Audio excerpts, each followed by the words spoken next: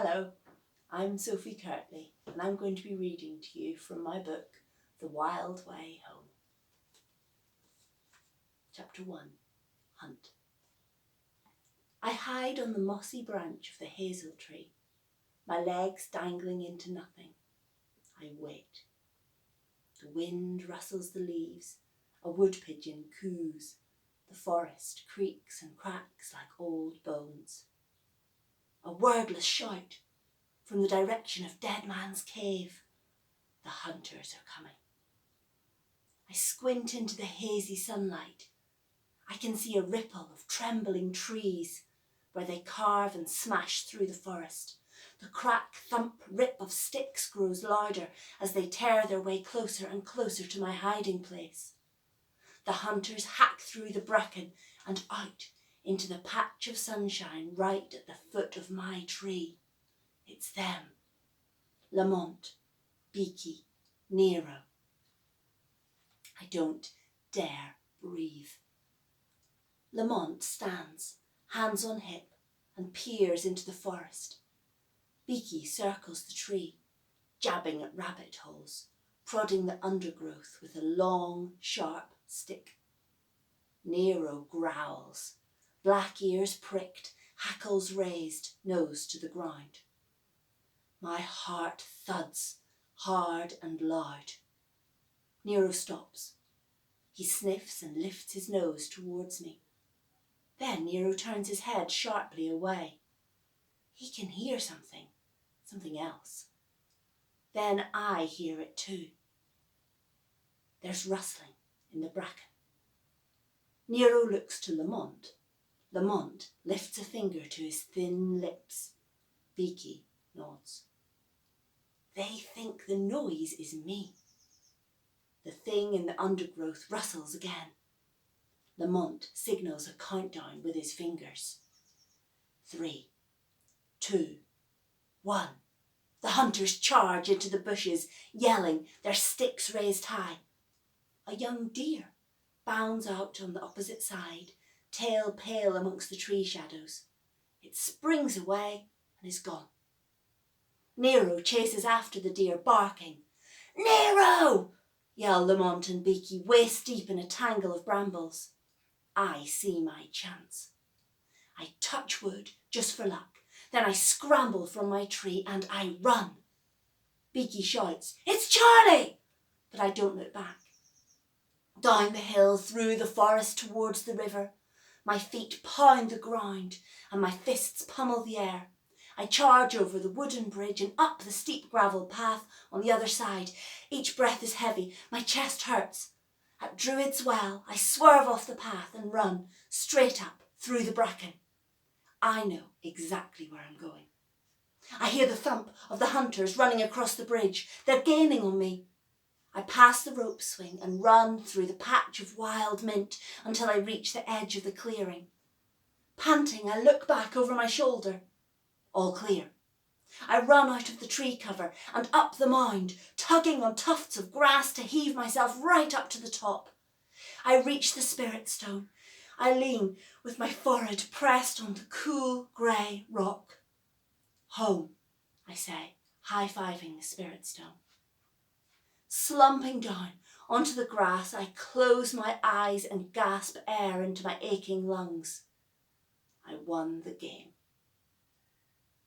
Nero reaches the spirit stone next. He just stands there, panting. Lamont and Beaky don't bother running the last bit, not once they know I've beaten them. Lamont clambers up the mound and flops down next to me. Close one, Charlie, he says. That deer put us off.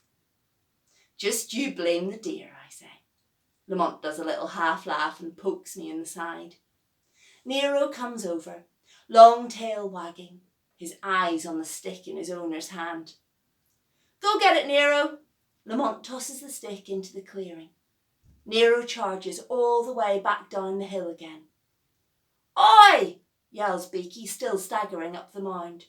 You nearly got me with that stick, Lamont. When Beaky finally reaches the spirit stone, she collapses beside us, breathing hard. Next time, she pants, there's absolutely No way I'm being a hunter.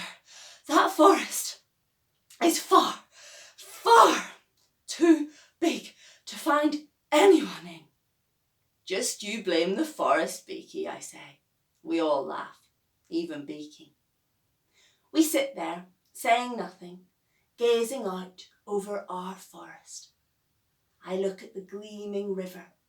I follow its twists and bends all the way through the forest, right out to where it widens and becomes the distant silver haze of the sea. I look at the far-off farmland, cut neatly into green rectangles of fields, like slices of cake. I look at the town, how it spreads greyly up from the riverbanks, surrounding our forest, which surrounds this clearing, which surrounds this mound, which surrounds the spirit stone. Home.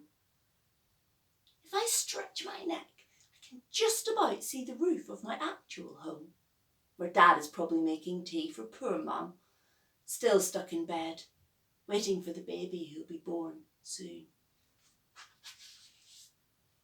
Stones. The baby was supposed to come 3 days ago. D-Day, Dad called it. Mum's been counting off the days on the kitchen calendar with a big red pen.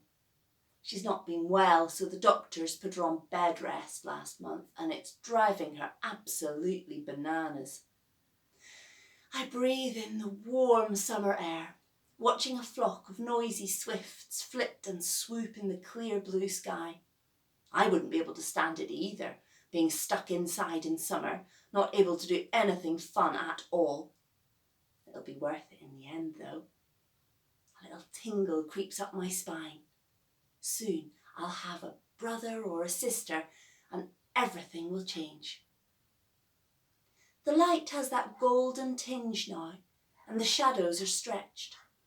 I take a smooth pebble out of my pocket. Squinting up at the spirit stone, I move the pebble back and forward in the air, taking aim at the spirit stone's pointy peak. Beaky sits up on her elbows to watch. I fling the pebble. It arcs up and over the spirit stone. Missed, calls Beaky, flopping back down again. Don't eat stones, Nero, shouts Lamont as his dog charges off to find the pebble. Seconds later, Nero's back, crunching away. Wow, he really listens to you, Lamont, I say in fake admiration. Shut up, says Lamont, wheedling the pebble out from Nero's jaws. Do you want this back? Maybe add it to your collection? I laugh. No thanks, you can keep it, Lamont. It's not a collection, it's Mandel Museum, says Beaky in a posh voice. I haven't called it that since we were in year 2, Beaky, I protest, laughing. She ignores me. And that slobbery old stone's not quite weird enough, Charlie. What's it going to look like next to the badger skull and the arrowhead and the bird's nest and the... Beaky lies there and lists all the things I've collected from the forest since we were little. Her eyes are shut and her long red hair is spread out on the grass. Lamont balances Nero's wet pebble on her forehead. Beaky shuts up, sits up and thumps him. I laugh again. The evening sun is warm on my face. Shutting my eyes, I stroke Nero's silky soft ears. I sigh. I really ought to go home. Check on Mum. See if I've got a brother yet, or a sister. I'm off, I say, standing up. See you tomorrow. For your birthday, sings Beaky. I can't wait. Do you think you'll finally get a phone, Charlie? Maybe, I say, crossing my fingers behind my back. Are we still camping out tomorrow night? asks Lamont. Of course we are, answers Beaky, before I even have a chance to think about it. Nero wags his tail like he's in agreement. I pat Nero's black head. I guess it depends on the baby. My shrug turns into a little shiver of excitement. Maybe baby, grins Beaky, nudging me in the ribs. I grin back. I better go. I scramble to my feet. Bye, I yell over my shoulder as I turn and run back down, through the clearing and onto the gravel path through the forest. Among the trees, the air tastes cool and shadowy. The branches on either side of the path lean in slightly, so it's dark like a tunnel. I can still hear the faint echo of Lamont and Beaky's laughter. A big clumsy bird flaps out of a tree so close to my head I duck. My foot skids out in front of me and I end up sitting on the path. The bird lands on a branch, beady eyes staring at me. It's a wood pigeon, with feathers the colour of early morning sky, grey and pink and silver. I look down at the gravel I disturbed when I slipped. One small pale stone catches my eye. I pick it up and rub it on my shorts to clean it. It's whitish, smooth, about the size and shape of an almond. I stare at the dull gleam of the stone on my muddy palm, and I realise it's not a stone at all. It's a tooth. A little shiver tingles like a breath across my shoulder blades. A tooth, root and all. Wow. And it's not small either. Must be from quite a decent-sized animal. Badger, fox maybe, or deer. I don't care if Beaky and Lamont tease me about it. This tooth is definitely going in my collection. I've never found a tooth in Mandle Forest before. I get to my feet, pressing the tooth's pointy end into my fingertip. It leaves a little dimple there. I slide it into my pocket. I feel the weight of someone watching me. Lamont? Beaky? I call. It would be just like them to sneak up on me, get revenge for not winning the game. There's no one here. The wood pigeon in the tree ruffles his feathers noisily and I nearly jump out of my skin. You scared me, I said as I gaze up at him. His feathers shimmer, swirling colours of oil on water. The wood pigeon stares back. Whoo, he says, his head cocked to one side. Whoo, whoo. I laugh. I'm Charlie Merriam, I reply, and the wood pigeon flaps off. Charlie Merriam, says a low voice from high in the tree behind me. A human voice, a voice I do not know. I run, faster than I've ever run before, because this time it's not